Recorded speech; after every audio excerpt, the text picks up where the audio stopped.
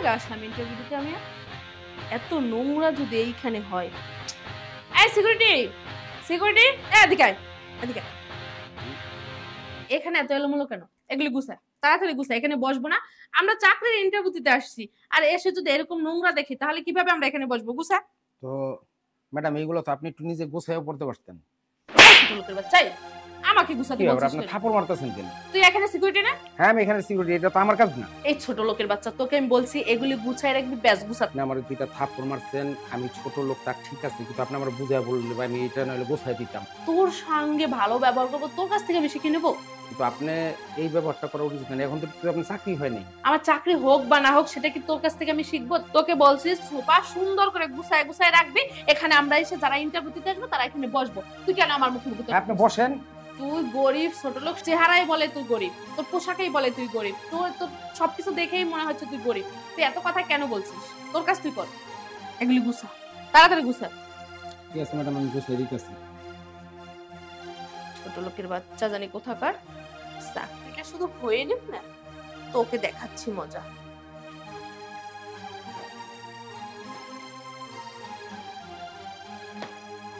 বেশ মোনালিসা, জি আপনাকে স্যারে ডাকছে, অফিসে আসেন।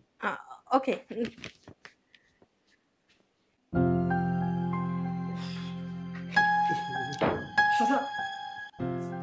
আপনি তুলছেন কেন? আর থাক বাবা। হ্যাঁ, এটা আপনি কেন উঠাতে গেলেন? এটা তো আমার জিনিস পড়ে গেছে, আমার কাজ।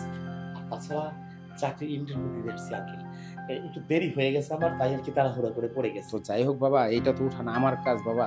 আমি হলাম একটা দারোয়ান, তুমি আজকে এই অফিসে চাকরি নিলে তুমি হবা অফিসার।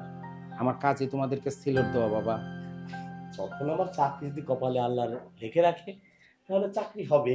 আর আমি যদি অফিসার হই, হ্যাঁ, তাহলে আমি হব অফিসার, আপনি হবেন দারোয়ান।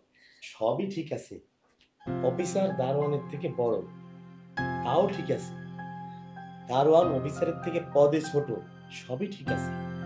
আমি যদি এখানে মস্ত বড় অফিসারও হয়ে যাই, আপনারা আমার বয়সটা তো আমি বাড়াতে পারবো না, বয়সও তো আমি আপনার থেকে বড় হব না, সম্মানে তো মনে করেন যে আপনার থেকে আমি বড় হব না।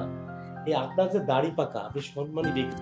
আপনাদের এই ফাইল উঠায় নেওয়া আনাই সব আমার কাজ। দীর্ঘ 36 বছর আমি এই কোম্পানিতে চাকরি করি।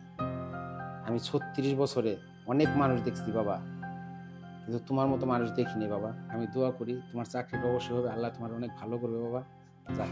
আচ্ছা,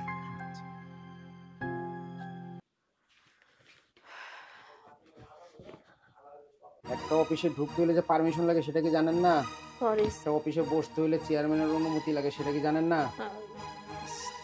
সরি স্যার। বসের সামনে বসতে হলে আদব কায়দা বজায় বসতে হয়, সেটা কি আপনি জানেন না? Sorry sir. আপনি কি অবাক হচ্ছ? ওইটা তো আমার একটা ছদ্মবেশ, আমার ইন্টারভিউর একটা ছদ্মবেশ। আমি আমার এই টেবিলে বসে ইন্টারভিউ নিই না।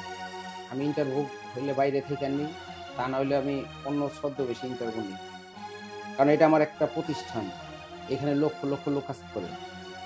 আমার এই চেয়ারে বসার জন্য একটা ম্যানেজার পোস্টে লোক দরকার ছিল।